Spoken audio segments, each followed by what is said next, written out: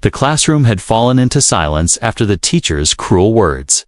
Samuel sat frozen at his desk, his eyes fixed on the wooden surface, trying to pretend he didn't hear the laughter around him. His cheeks burned hot, and though he blinked quickly, he couldn't stop the sting of tears forming in his eyes. He wanted to disappear, to melt into the floor so no one could see him. But children rarely forget a moment like that. And worse, they rarely keep it to themselves. When the bell rang for recess, the students rushed outside, their voices high with excitement. Yet, instead of talking about games or weekend plans, the main subject of every whisper and giggle was Samuel. "Did you hear what she said?"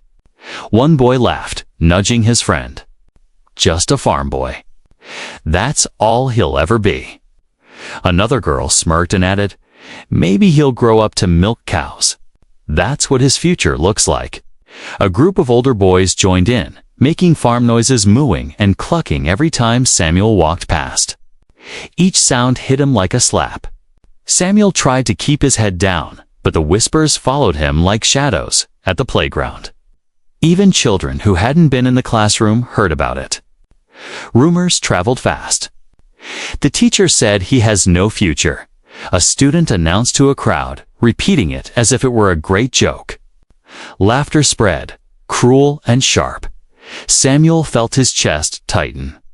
He wanted to shout that they were wrong, that being a farmer's son wasn't something to be ashamed of. But his voice stayed trapped in his throat. He had always been taught to be respectful, to stay quiet. And so, he swallowed the words he wanted to speak and carried the weight alone. When lunch came, it didn't get better. Samuel usually sat with two boys he called friends, but that day, they chose a different table. He saw them glance at him, then quickly look away, embarrassed to be seen with him. The empty seat beside him felt colder than ever. He picked at his food, not tasting a single bite. At another table, the teasing grew louder. "Maybe Samuel's grandfather will come with a tractor to pick him up." One boy shouted, and the group erupted in laughter. Another added, "Or maybe he'll bring a basket of eggs for the whole class." Each laugh chipped away at Samuel's spirit. He gripped his spoon tightly, his knuckles turning white. He wanted to cry, but he refused to let them see his tears. If he cried, it would only give them more to laugh about. By the time recess ended, the story had spread beyond his grade. Students from other classes pointed at him in the hallway. Some mocked him with fake farm noises. Others whispered, "That's the boy the teacher embarrassed." Samuel kept his eyes fixed on the floor, walking quickly to avoid their stares.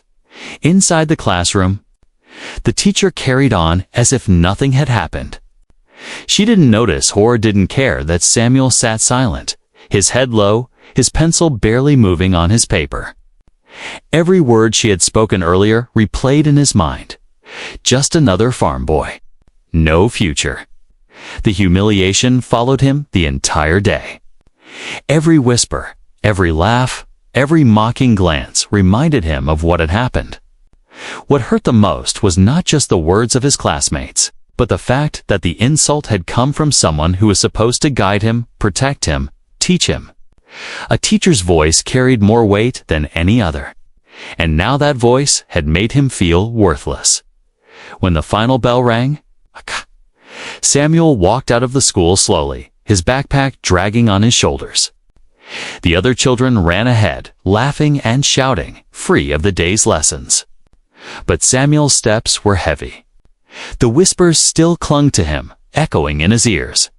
On the path home, a group of boys on bicycles rode past him. One of them shouted, "See you tomorrow, farm boy." And the others laughed as their wheels spun dust into his face. Samuel lowered his eyes and kept walking. His fists clenched at his sides by the time he reached home.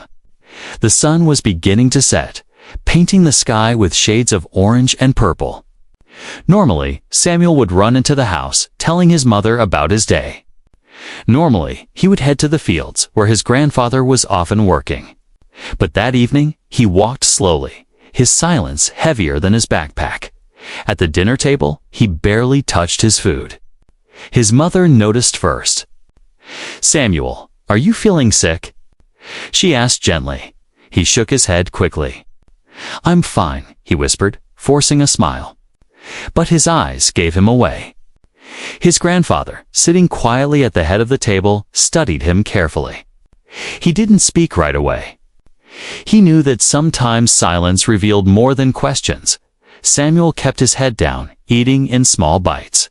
But inside, the humiliation from the schoolyard still burned. The teacher's words had spread through the hallways like wildfire, turning into whispers, laughs, and taunts. Now, they clung to him like a weight he couldn't shake off.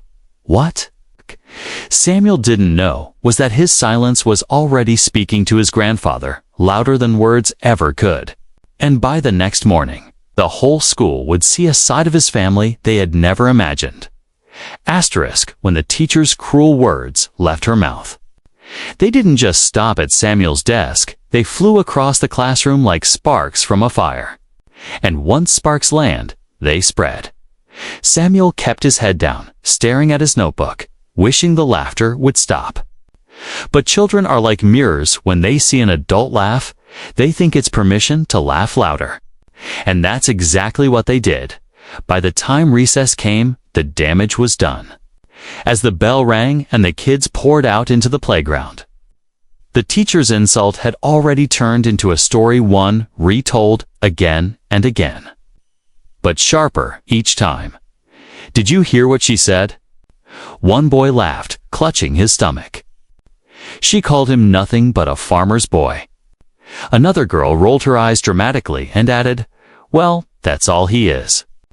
What else could he be?" The circle of teasing grew. Soon, kids who hadn't even been in the classroom repeated the words as if they had heard them firsthand. They added jokes, each one crueler than the last. When Samuel walked past the swings, one boy cupped his hands around his mouth and shouted, "Hey farm boy, got your chickens with you?"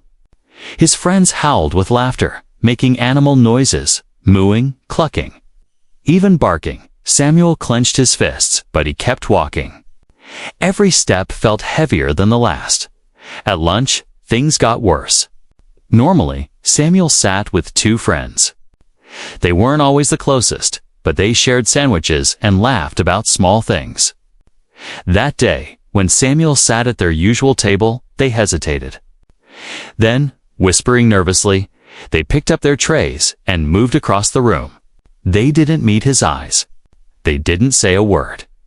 Samuel stared at the empty seats beside him, his heart sinking.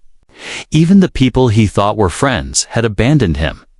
Behind him, another group erupted in laughter. "Careful," one boy teased. "If you sit near him, you might smell like cows." The table roared with cruel amusement. Samuel lowered his head, pushing his food around on the tray, though he couldn't swallow a single bite. By the time the bell rang again, the insult had spread beyond his grade. In the hallway, older students pointed at him. Some whispered, "That's the one the teacher called useless." Others didn't bother whispering at all. "Hey, farm boy," someone shouted as he passed. His ears burned, but he didn't answer. Inside, the teacher carried on with lessons as if nothing had happened. She didn't notice that Samuel's pencil stayed still, that his paper remained blank. Or maybe she noticed and didn't care. Either way, her silence after her insult spoke louder than anything else. Samuel sat quietly, but in his chest, the pain was building. He replayed her words again and again. Just a farm boy. No future. The laughter around those words was like a knife twisting deeper every time he thought about it. By the end of the day, Samuel felt like the whole world was laughing at him. When the final bell rang, he walked home slower than usual, dragging his backpack. Children ran past him, still joking, still repeating the insult. A boy on a bicycle pedaled by, mooing like a cow. Another leaned out of the school bus window and shouted, "See you tomorrow, farmer boy." Before bursting into laughter with his friends, Samuel didn't answer. He didn't even look up. His eyes stayed on the ground, watching his own feet take step after step. The long walk home felt endless. Normally, the sound of birds in the fields or the smell of fresh soil brought him comfort. But that day, those things felt heavy too, as though even the land he loved was something to be mocked by the time he reached his house. The sun was dipping low, painting the sky orange and purple. Normally, he'd rush in, telling his mother about his day, maybe running out to help his grandfather in the fields. But that evening, he walked in slowly, quietly, carrying the weight of the entire school's laughter on his small shoulders. At the dinner table, his mother noticed first. "Samuel, you're so quiet today," she said softly. "Did something happen at school?" He forced a smile and shook his head. "I'm just tired." But his grandfather, sitting at the head of the table, didn't look away. His sharp eyes studied Samuel closely. He saw the way the boy barely touched his food, the way his shoulders slumped, the way his gaze stayed low. The grandfather didn't ask anything yet. He knew something had happened, and he knew tomorrow things would not stay the same for Samuel. The humiliation felt endless. But what he didn't know was that the insults spreading through the school would soon be drowned out by something louder than laughter. Something that would shake the ground itself. The sun had already slipped behind the fields when Samuel reached home. Normally, the smell of freshly cooked stew and the warmth of his small house cheered him after school. Normally, he would rush inside, toss his bag down, and chatter about the little things that happened during the day. But this evening was different. Samuel pushed the door open slowly, his shoulders heavy, his eyes downcast. His mother, busy at the stove, turned with a smile. "There you are, Samuel. Wash your hands, supper's ready." He nodded without a word and went to the sink. The water felt cold on his hands, but not as cold as the silence in his chest. He dried them quickly and sat at the table. His mother set out bowls, placing one in front of him. The food smelled rich and comforting, beef stew with fresh vegetables from the farm. Usually Samuel's favorite. But tonight, he only stirred it with his spoon. His mother frowned softly. "You're quiet. Did something happen at school?" Samuel forced a small smile. "No, Mama. Just tired." She studied him for a moment, but then sighed and returned to the kitchen. Mothers often know more than children realize, but she didn't push him. Not yet. At the head of the table sat Samuel's grandfather. The old man was tall, with silver hair and strong, weathered hands. His presence filled the room without him saying a word. He had worked the land his whole life, and his quiet strength carried the weight of generations. He watched Samuel carefully. The boy sat hunched, pushing food around his bowl without eating. His usual spark was gone. His laughter, his chatter, his energy gone. The grandfather cleared his throat. "Samuel," he said in his deep voice, "your food is getting cold." Samuel looked up briefly. "I'm not that hungry, Grandpa." His voice was soft, almost breaking. The old man leaned back in his chair, his eyes narrowing slightly. He had seen that look before, the look of someone carrying hurt. He recognized it because he had carried it himself many years ago. Dinner went on in uneasy silence. The clinking of spoons and the crackling of the fire were the only sounds in the room. Samuel's mother tried once more. "Maybe you're feeling unwell. Do you want to rest early?" Samuel shook his head quickly. "No, Mama, I'm fine." But his eyes stayed on his bowl, refusing to meet hers. After a while, his mother rose to clear the dishes. Samuel remained at the table, staring at his untouched food. His grandfather stayed seated too, his sharp gaze fixed on the boy. When the mother left the room to fetch more bread, the old man finally spoke again. "Samuel," he said quietly, "something happened at school." The boy froze. His spoon clattered softly against the bowl. "No, nothing," he whispered. The old man leaned forward. I can see it in your eyes. I can hear it in your voice. You don't have to hide it from me." For a moment, Samuel tried to stay silent. He bit his lip, fighting the lump in his throat. But the weight of the day, the whispers, the laughter, the cruel words pressed too hard. Finally, his voice cracked. "Grandpa, the teacher, she said I was just a farm boy, that I have no future." The words spilled out, broken and trembling, and everyone laughed. The whole school knows now. They call me names. They make animal sounds. Even my friends wouldn't sit with me. His eyes filled with tears, and his voice dropped to a whisper. I felt so small. The old man listened without interrupting. His jaw tightened, his hands resting firmly on the table. He let Samuel finish. Let the boy pour out the pain he had held in all day. When the boy finally fell silent, the grandfather spoke, his voice calm but strong. "Samuel, look at me." The boy raised his tear-filled eyes. "Never be ashamed of where you come from. A farmer's hands feed the world. The soil we work gives life to every table, every city, every person. There is pride in that, more pride than in the words of anyone who mocks you." Samuel sniffled, wiping his eyes with his sleeve. "But they laughed at me." The old man's eyes hardened, but his voice stayed steady. "They laughed because they don't understand. But tomorrow, they will." Samuel blinked. "Tomorrow?" The old man leaned back in his chair, a quiet strength radiating from him. "You will walk into that school with your head high, and they will learn that respect doesn't come from words, comes from truth. And I will make sure they see the truth with their own eyes." Samuel stared at him, confused but curious. He didn't understand what his grandfather meant, but the firmness in his voice planted a small seed of hope in his chest.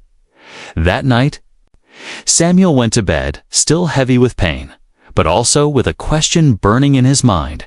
What did his grandfather plan to do? The answer would come the next morning, when the sound of spinning blades filled the sky and the ground shook beneath the landing of a helicopter. The next morning. Samuel walked to school with his backpack slung low on his shoulders. The air was crisp, and the sun painted the fields gold. But inside, he still carried the weight of yesterday. The laughter, the whispers, the mocking farm noises, they echoed in his ears like shadows that refused to fade. He had eaten only a little breakfast. His mother had kissed his head softly, but his grandfather had said very little at the table. Just one line, spoken firmly. "Walk proud today." Samuel had nodded, though his chest was heavy with doubt. How could he walk proud when the whole school saw him as a joke? When he reached the schoolyard, nothing had changed. A group of boys near the gate made clucking noises as he passed. A girl whispered loudly to her friend, "Here comes the farm boy." Laughter followed him like a cloud. Samuel lowered his eyes, gripping the straps of his backpack tighter. The bell rang, and students began to line up outside the building. Teachers hurried the children inside. But just as the line began to move, a strange sound filled the air. At first, was faint to low, thumping, like a heartbeat. The children frowned, looking around. The sound grew louder, deeper, until the ground itself seemed to tremble. What is that? Someone shouted. Heads turned toward the sky. Dust stirred in the air. Birds scattered from the trees. And then, over the rooftops, a massive shape appeared. The blades spun furiously, chopping the air. Sunlight flashed off its body as it descended lower and lower. A helicopter. A boy gasped. The playground erupted in shouts. Students ran to the fence, their eyes wide with excitement. Some screamed, others cheered. Teachers tried to keep order, but even they stared in disbelief as the helicopter lowered into the schoolyard. The roar of its blades sent wind whipping through the children's hair and clothes. scattering papers and sending hats flying. Samuel froze. His heart pounded. He knew that sound. He had heard it before, once or twice, when his grandfather used it to travel to meetings in the city. But never here, never in the middle of the school. The helicopter landed with a final thump, shaking the ground. Dust swirled around the field, making students cover their faces. The excitement was electric. Who's in it? Someone shouted. Is it a celebrity? Another guessed. Maybe a politician. A teacher muttered, shielding her eyes from the wind. The door of the helicopter swung open slowly. A hush fell over the yard. Every child, every teacher, every whisper froze. Out stepped Samuel. His small figure appeared first, stepping carefully onto the ground. His classmates gasped, unable to believe what they were seeing. The boy they had mocked only yesterday was climbing out of a helicopter like someone important. The laughter that had followed him everywhere stopped in an instant, and then, behind him, a tall figure emerged. His grandfather. He wore a sharp suit, his silver hair combed neatly. He moved with quiet confidence, his presence commanding attention without a single word. The dust settled as he stood beside Samuel, placing a firm hand on his grandson's shoulder. The schoolyard was silent now.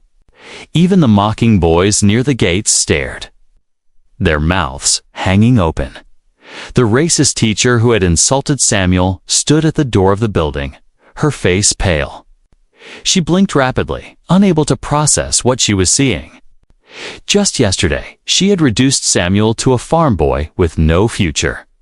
Today, he had arrived in a helicopter with a man who owned more land than anyone in the county.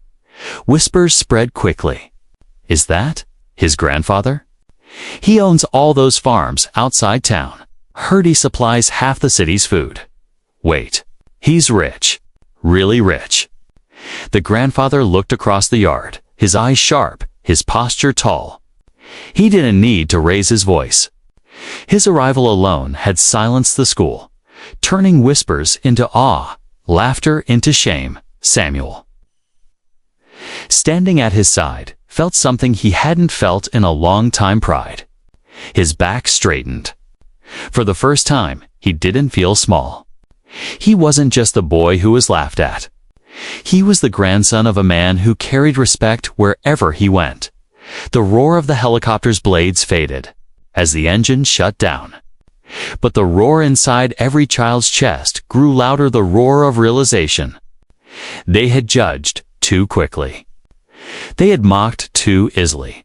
And now they were faced with the truth. The farm boy they had shamed had just stepped out of the sky. The blades of the helicopter slowed, their thunder fading into a heavy silence that wrapped around the schoolyard. Dust settled on the ground, and the students who had rushed forward now stood frozen, eyes wide. Unable to believe what they had just witnessed, Samuel stepped out first, his small figure almost lost against the massive machine behind him. His classmates stared as if they were seeing a different boy. Just yesterday, he had walked through those same gates with his head low, carrying the cruel name Farm Boy. Today, he stood taller, his hair tossed by the wind of the helicopter, his presence commanding attention without him saying a word. And then, his grandfather followed. The old man's silver hair gleamed in the morning light. He wore a dark suit, crisp and sharp. But what truly caught everyone's attention was not his clothes. It was the way he carried himself. His posture was straight, his stride confident. He walked as though the world belonged to him, but his eyes were calm, steady, almost humble. Whispers rippled through the crowd. That's his grandfather. He looks so important. Wait, isn't he the one who owns all those farms outside town? The racist teacher who had shamed Samuel stood frozen near the school doors. Her face had turned pale, her lips pressed tightly together. She had not expected this. Yesterday, she had mocked Samuel for being the grandson of a farmer. Today, She realized she hadn't just insulted a boy, she had insulted the legacy of a man who carried power, wealth, and respect. The grandfather walked across the yard slowly, each step echoing like a drumbeat. He placed a firm hand on Samuel's shoulder, guiding him forward. The boys' classmates moved aside, giving them a clear path. No one dared laugh now. No one dared whisper. The same mouths that had mocked him yesterday now hung open in shock as the two reached the center of the yard. The grandfather stopped. His deep voice carried easily across the silence. "My grandson was laughed at yesterday," he said. His words slow and steady because someone told him he was just a farm boy. The crowd shifted uneasily. Students glanced at one another. The teacher's face flushed, though she kept her eyes fixed on the ground. The grandfather's voice grew stronger. "But let me remind you, all farmers feed this world. Every grain of bread, every glass of milk, every plate of food begins in the soil. The land is life. And the hands that work it are hands to be respected, not mocked." The words hit like thunder. The students who had clucked and mooed yesterday now stood stiff, ashamed of themselves. Some looked down at their shoes, unable to meet Samuel's eyes. The old man's gaze turned toward the teacher. She shifted uncomfortably, her pride shrinking beneath his stare. He didn't shout at her. He didn't need to. His silence, his presence, spoke louder than anger ever could. Then he continued, his voice gentler but firm. "No child should ever be made to feel small because of their roots. My grandson is a farmer's son hand. He will grow to be strong, proud, and honorable because he comes from a line of people who do honest work." Samuel looked up at his grandfather, his chest swelling with pride. For the first time, he didn't feel ashamed. For the first time. He realized his grandfather's hands, the same hands rough from years of work, were the hands of greatness. The entire schoolyard stood in silence. Students, teachers, even the principal who had come outside during the commotion, all listened. There was no sound but the old man's voice, echoing across the walls. Then he placed both hands on Samuel's shoulders and said loudly enough for everyone to hear, "This boy is my grandson, and one day he will carry my legacy forward. The world will know his worth, whether you see it now or not." The students gasped softly. The teacher's eyes dropped to the ground in shame. She had tried to belittle Samuel, but his grandfather had lifted him higher than anyone could reach. For Samuel, it was a moment he would never forget. Yesterday, he had walked home in silence, carrying humiliation like a stone in his chest. Today, he stood in the center of the schoolyard, his head high, his heart swelling with pride. The helicopter behind them gleamed in the sunlight, a symbol of power. But the true power was in the words his grandfather had spoken, the truth that no one could laugh away. The students who had mocked him were left stunned, realizing their mistake, and the teacher, pale and trembling, understood that her cruelty had not only backfired but had exposed her own ignorance in front of everyone. The farm boy they had laughed at yesterday now stood taller than all of them. Asterisk. The schoolyard was silent after the grandfather's words. The echo of his deep voice still seemed to hang in the air, heavier than the spinning blades of the helicopter. Students shifted nervously, some looking down at their shoes, others glancing at Samuel with new eyes. For the first time, not one of them laughed at the edge of the crowd. The teacher stood stiffly, her arms folded across her chest, though her hands trembled. She had always carried herself with an air of superiority. In her eyes, children like Samuel were destined for nothing greater than hard work in the fields, and she had believed it was her right to say so. But now, that pride was crumbling. She could feel every student's gaze flick toward her, silently accusing. They all remembered her words from yesterday. Just another farm boy. No future. She had spoken them with such confidence, and the students had laughed because her authority gave her words power. Now, those same words burned against her like fire. The grandfather turned his sharp gaze toward her. He didn't shout. He didn't insult. He simply looked at her with eyes that seemed to see straight through her. That look was heavier than any rebuke. It told her that her actions had been seen, her cruelty exposed. Samuel's classmates slowly turned their attention to her too. The very laughter she had encouraged yesterday had now turned into silence that demanded an answer. Whispers began in the crowd. She's the one who said it. She made him feel worthless. And she was wrong. The teacher's cheeks flushed red. For the first time, she felt what Samuel had felt every eye on her, but not with admiration or respect. With judgment. With disappointment. Her throat tightened as she tried to speak, but no words came. She wanted to defend herself, to say she had been misunderstood, to twist her words into something less cruel. But the truth was too clear. She had mocked a child. She had planted humiliation. And now, in front of the entire school, the truth was standing taller than her. The principal had stepped outside during the commotion. His brow furrowed as he looked from the helicopter to the grandfather, then to the trembling teacher. His voice was low, but sharp. "Is this true?" I asked. "Did you shame this boy in front of his class?" The teacher's lips trembled. She glanced at the principal, then at the students, then at Samuel, who stood beside his grandfather with his head high. The boy's eyes weren't filled with shame anymore. They were filled with strength. That made her own weakness even harder to bear. Finally, she nodded, her voice small. I did." Gasps spread across the students. A few shook their heads in disbelief. Others looked at Samuel with regret for having joined in the laughter. The grandfather didn't move. He didn't raise his hand or voice.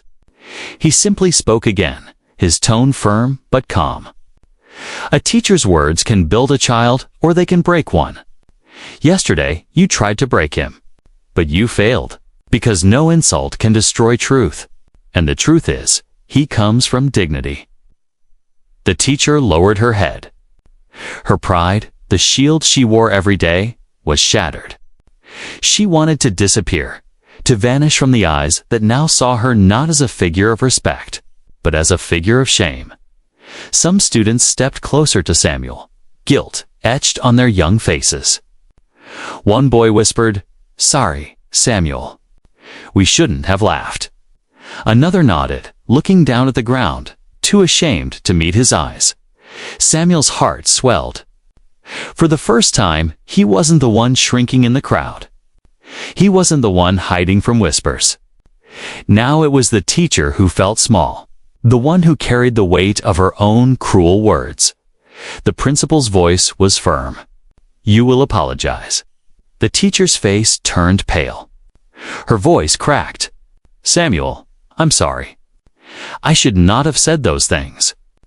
I should not have treated you that way." She struggled to meet his eyes. But when she finally did, she saw not the humiliated boy from yesterday, but a child standing tall, supported by his grandfather's strength. Samuel didn't gloat. He didn't smile with triumph. He simply nodded quietly, his silence more powerful than any words. The students around him felt the weight of the moment. They had laughed with her yesterday, but today they learned that laughter can wound deeper than fists. They learned that mocking someone's roots was not only lit, was foolish. The helicopter behind them gleamed in the sunlight, a symbol of power. But the true power was in what had just happened, the shifting of shame. Yesterday, Samuel carried it alone. Today, it sat on the shoulders of the one who had caused it, the teacher. Once so confident, now stood smaller than any child in the schoolyard. And Samuel, the boy she had tried to humiliate, stood taller than ever before. The schoolyard was still. Dust had settled from the helicopter, yet the memory of its arrival lingered in every heart. Students, teachers, even the principal stood in silence. as if they had just witnessed something too big to forget. Samuel stood beside his grandfather, his head no longer lowered in shame.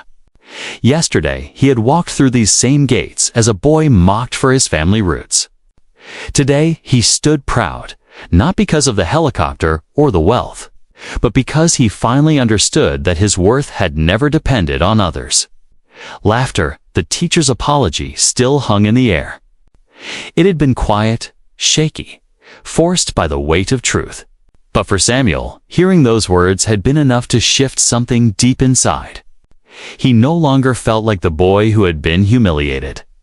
He felt like someone seen, someone respected. The grandfather looked around the yard once more. His voice, calm and steady, broke the silence. Remember this moment. A child is not defined by what others call him. A child is defined by what he carries inside: courage, honesty, hard work, and pride in who he is. If you strip that away with your words, you do more harm than you know. His words struck everyone like stones dropped into water, rippling through their minds. Some of the students glanced at Samuel with guilt in their eyes, realizing how quick they had been to laugh yesterday. Others looked at their shoes, ashamed of how easily they had followed the teacher's lead. The principal cleared his throat and spoke firmly. From this day forward, every student and teacher in this school will remember what respect means. No child will ever be shamed for who they are or where they come from. That is a promise. The teacher nodded quickly, her eyes still lowered. She knew this moment would follow her for years. She had wanted to make Samuel small, but instead, she had made herself smaller than anyone in that yard. Samuel's classmates slowly approached him. One boy whispered, "I'm sorry we laughed." Another girl nodded, her face red. "You're braver than any of us, Samuel." Their voices were quiet, but genuine. Samuel didn't reply with anger. He simply nodded, his heart lighter, for the first time in days. He felt the burden of humiliation lift from his shoulders. His grandfather placed a strong hand on his shoulder again. "Hold your head high, Samuel. You come from proud roots. Never let anyone make you forget it." Samuel looked up at him, his chest swelling with pride. He realized something: then his grandfather's strength wasn't in the helicopter or the land he owned. It was in the way he carried dignity, the way he demanded respect without cruelty, the way he turned shame into lessons. The helicopter's engine roared to life again, and everyone turned to watch as its blades began to spin. But this time, there were no laughs, no whispers, no mocking farm noises. Only wide eyes and quiet hearts, filled with awe as Samuel and his grandfather stepped back into the helicopter. The crowd parted for them. The same students who had laughed yesterday now stood still, their eyes following him with respect. Even the teacher watched, her lips pressed tightly. Her pride gone, the helicopter lifted slowly, the wind whipping through the yard once more. Samuel looked out of the window, seeing his classmates below. He wasn't bitter. He wasn't angry. He only felt stronger. He knew that tomorrow whispers might return. Jokes might surface again, but this moment had planted a seed. A seed of respect, of understanding, of change. When the helicopter disappeared into the sky, the schoolyard remained silent. But every child who stood there knew they had witnessed more than just a wealthy man's arrival. They had witnessed a truth too powerful to ignore. Respect is not earned by money, nor by appearances. Respect is owed to every person because dignity is greater than pride, and roots are nothing to be ashamed of. For Samuel, the lesson was clear. Yesterday, he had been humiliated. Today, he had been lifted. And tomorrow, he would never walk with his head down again. The farm boy they had mocked was no longer just a farm boy. He was a symbol, a reminder, a lesson carved into the memory of the entire school, and no one, neither teacher nor student, would ever forget the day the farmer's grandson arrived in a helicopter and taught them all the true meaning of respect.